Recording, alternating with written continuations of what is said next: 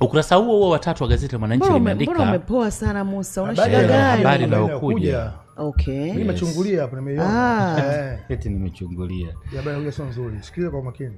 Mtoto mbaroni akituhumiwa kumuua mama yake wa kambo. Tatizo Mzumbwe ndio jina lake huyo mtoto. Tatizo Mzumbwe mwenye umri wa miaka 25.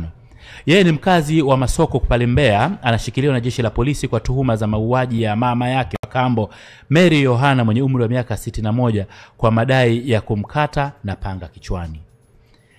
Mary mwenye ualbino amefariki dunia baada ya kushambuliwa kwa kukatwa na panga kichwani kufuatia mzozo wa kugombea mashamba yaliyokuwa yakimilikiwa na marehemu mumewe. Sasa kamanda wa polisi kule Mbeya Benjamin Kuzaga amethibitisha kutokea kwa tukio hilo na kueleza kwamba mtuhumiwa anaendelea kuhojiwa kwa kina kuhusiana na tukio hilo.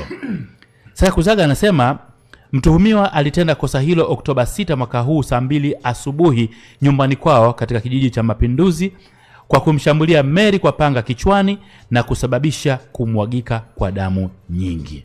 Sasa uchunguzi wa awali umebaini kwamba chanzo cha tukio hilo ni mgogoro wa kifamilia uliotokana na mashamba yaliyokuwa ya marehemu mume wake Mary ambaye ndiye baba mzazi wa Tatizo. Sasa awali mtuhumiwa alikuwa akimshinikiza kugawana mashamba ya urithi yaliyoachwa na baba yake, jambo ambalo marehemu akakubaliana nalo, ndipo alipojichukulia sheria mikononi na kutekeleza mauaji hayo.